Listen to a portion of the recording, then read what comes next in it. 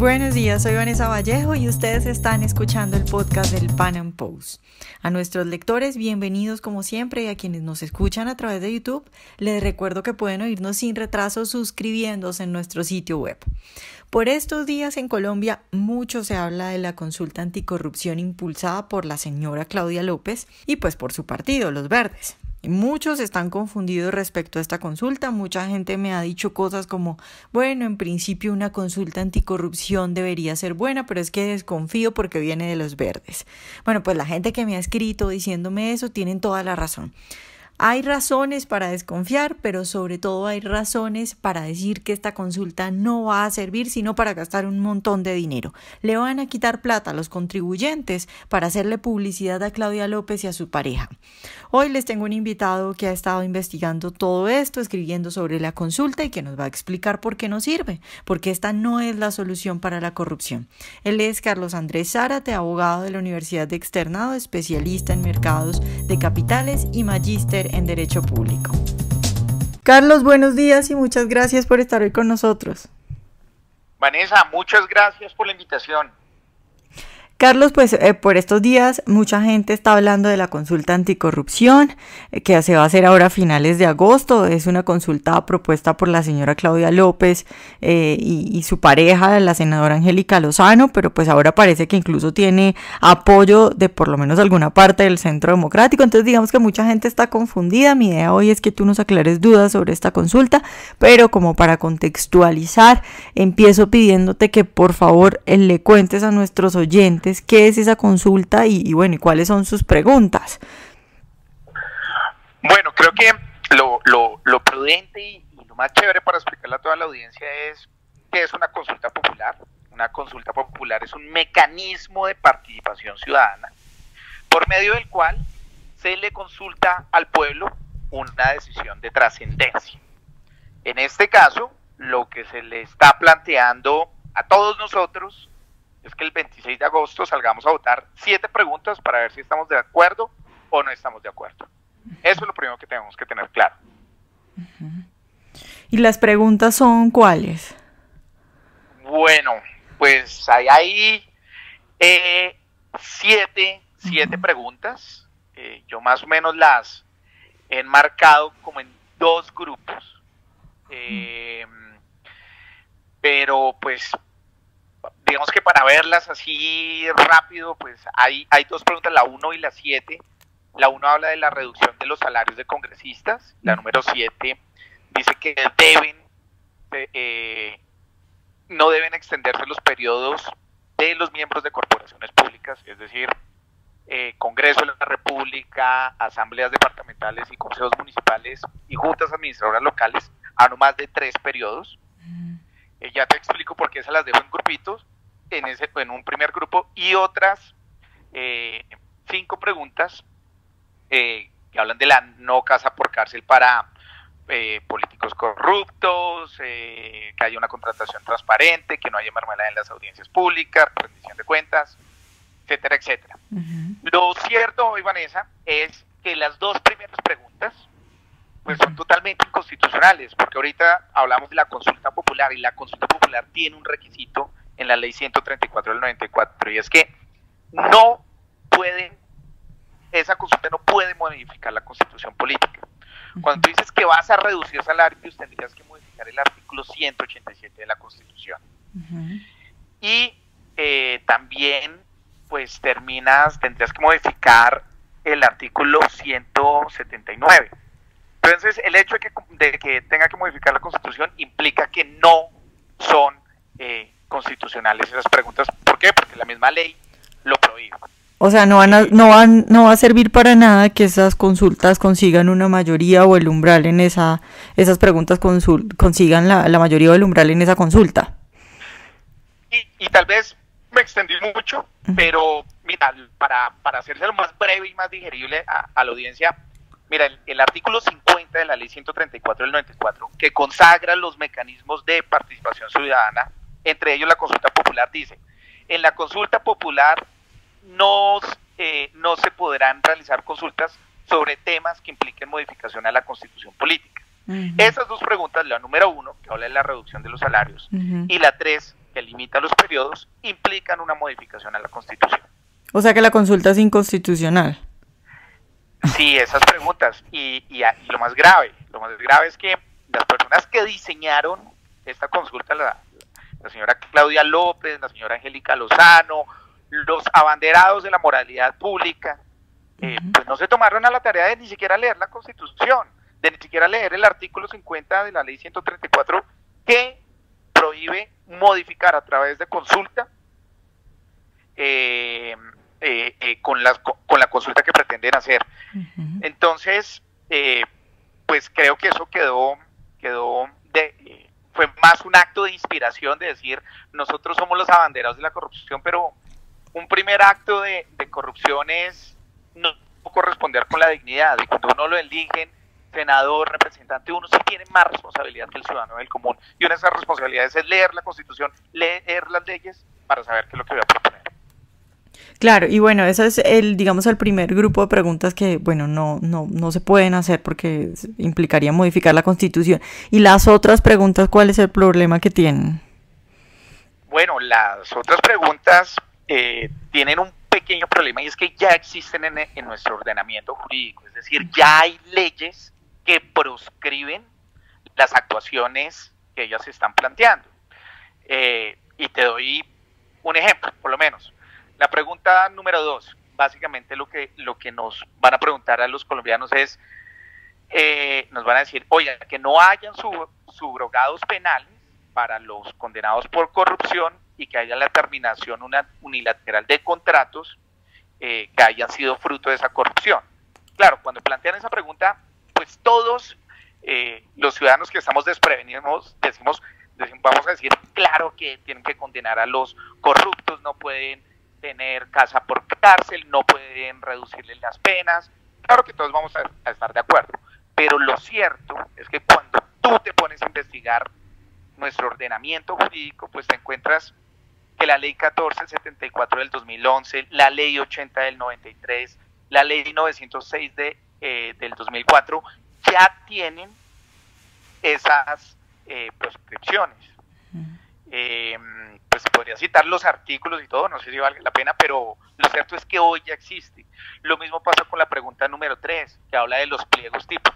Claudia López está diciendo, es que esto debe ser una contratación, debemos acabar con la contratación a dedo. No, es falso. La ley 1882 del 2018, en el artículo 4, habla de los pliegos tipo. La pregunta 4, que dice, presupuesto con participación ciudadana y rendición de cuentas. Hay 4 o 5 leyes que hablan de rendición de cuentas del Ejecutivo. Y si tú solo sigues viendo sucesivamente la pregunta 5, también habla de rendición de cuentas de congresistas. También existe una ley, la 1828 del 2017, que habla de rendición de cuentas de los congresistas. Y la pregunta 6, declaración de renta de los bienes públicos. La ley 190 del 95 plantea la declaración de bienes públicos de los congresistas. El reglamento del Congreso, la ley quinta del 92, en el artículo 268, la hace imperativa la presentación juramentada de bienes públicos. Incluso ellas que son tan amantes de la Corte Constitucional, hay una sentencia, la sentencia C474 de 1997, que plantea que los congresistas al momento de posesionarse deben presentar su declaración de bienes. Entonces, si lo ves, el 90% de esta consulta, si no el 95%, ya está en nuestro ordenamiento jurídico. ¿Cuál es el problema? Pues que esto nos va a costar 300.000 millones de pesos, no al Estado, sino a nosotros los contribuyentes. Claro. Y a ver, bueno, ya hemos dicho entonces que la consulta no sirve primero porque, bueno, algunas preguntas simplemente no se pueden llevar a cabo porque necesitan una reforma constitucional, el mecanismo no es consulta popular, y las otras preguntas pues ya están contempladas en la ley colombiana. Pero entonces te pregunto a ti, siendo serios y bueno, tú que has estudiado el tema, ¿cuáles serían unas propuestas de verdad importantes y que de verdad sirvieran para disminuir la corrupción en Colombia? Bueno, pues eso me amerita un estudio profundo, pero yo creo que un primer paso es hacerle propuestas serias a los ciudadanos. vea, por lo menos en la antigua Grecia se castigaba a los legisladores que proponían leyes que ya eran existentes o que no guardaban congruencia con las leyes ya existentes. Y hoy nuestros senadores, nuestros representantes deben ser responsables con ellos. Ahí arrancamos con un tema de corrupción. Pero puede ser mucho más allá, podemos ir mucho más allá, y es, vea, acá hay temas como cambiar, buscar una reestructuración de la rama judicial. Porque pues nosotros hoy un proceso se puede demorar 5, 6, 10 años fácilmente, hace que no haya justicia y la gente toma vías de hecho. Es decir, de corrupción uno no puede hablar, nos podemos quedar acá toda la tarde hablando de qué podemos hacer para hablar de corrupción, pero lo que yo puedo decirte hoy es que con la consulta de corrupción no vamos a hacer absolutamente nada. Mi principal miedo es que nos vamos a gastar 300.000 millones de pesos de nuestros recursos para algo que ya está escrito. Y creo que ese es un buen inicio para empezar a hablar de corrupción. Leamos antes de proponer. Y más si eres representante a la Cámara o senador. Claro, Carlos, esto, a ver, ¿es una especie de chiste o tú qué crees que es como una estrategia de publicidad de la señora Claudia López y su pareja o qué es? Porque a mí me queda muy difícil creer que estas mujeres, el Partido Verde, no tienen asesores que les hayan dicho esto o simplemente es un error. ¿Tú qué crees que pasa ahí? Porque a mí se me hace una especie de chiste de mal gusto. O sea, si no fuera porque nos cuesta tanto dinero, me daría risa. Mira, creo que el otro día Jaime Castro lo mencionaba, decía, esto no tiene ninguna profundidad jurídica ni busca ningún cambio. Acá lo que se está buscando es propaganda gratuita a costa de nosotros los contribuyentes para un grupo de personas. Y mira, y tú no solamente ves a Claudia López y a Angélica Lozano haciendo campaña en todos los medios diciendo vamos a acabar la corrupción a través de esta consulta que repito es inocua y fútil, sino es también un poco de ex viceministros de Estado también recorriéndose Colombia diciéndole a la gente no, es que vamos a cambiar a Colombia a través de esta consulta, y lo que se están haciendo es propaganda y preparando y allanando el camino para las elecciones de 2019, porque repito, no tiene ninguna profundidad jurídica, ningún análisis juicioso los que construyeron esta consulta. La única finalidad es darse propaganda política.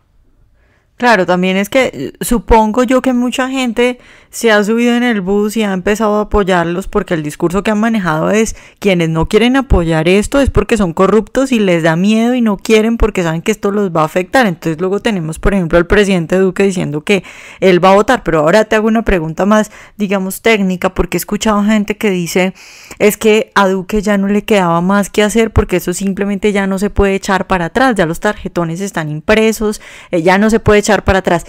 ¿Se podría echar para atrás todavía? No, de por sí, mira, de por sí eso lo aprobó el anterior presidente. Eso quedó aprobado por Juan Manuel Santos, por el Congreso, y ya es una consulta que va adelante.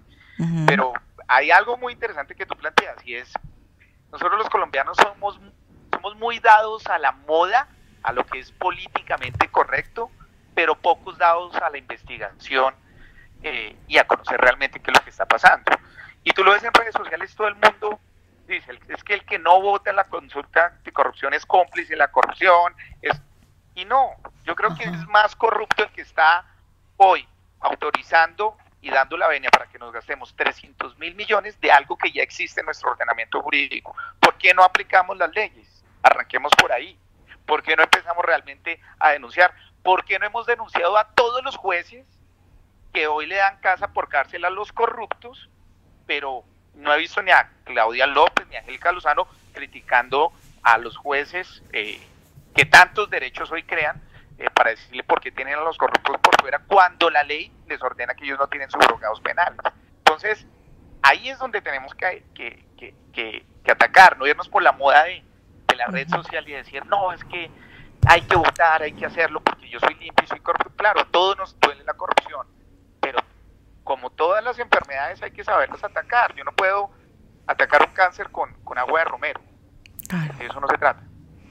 Claro, no, y además, bueno, yo no soy abogada, pero apelando al sentido común y a la razón, un poco lo que tú decías antes de cómo se castigaba en Grecia esto, porque es que yo diría que deberíamos buscar los responsables de que esto se haya aprobado, y bueno, estas señoras que lo sacaron adelante, porque es que bueno, estamos gastando todo este dinero, vamos a gastar además el tiempo, por ejemplo, de la gente que tiene que ir el domingo allá a hacer jurado de votación a una cosa que no va a servir para nada. Es decir, es un derroche de recursos que no tiene ningún sentido, y deberían aparecer los culpables. Y ok, ya no se puede echar para atrás, que es lo que me dices tú, pero a mí sí me parece el colmo que personas como Duque, por ejemplo, estén apoyando la consulta, o que luego tengamos senadores del Centro Democrático como María del Rosario, que más o menos reconoce que la consulta no sirve, pero dice, bueno, pero pues toca votarla. Bastante incongruente. Claro, pero Vanessa, digamos que hay una cosa y que debemos analizar. O sea, el presidente Duque se acabó de posesionar.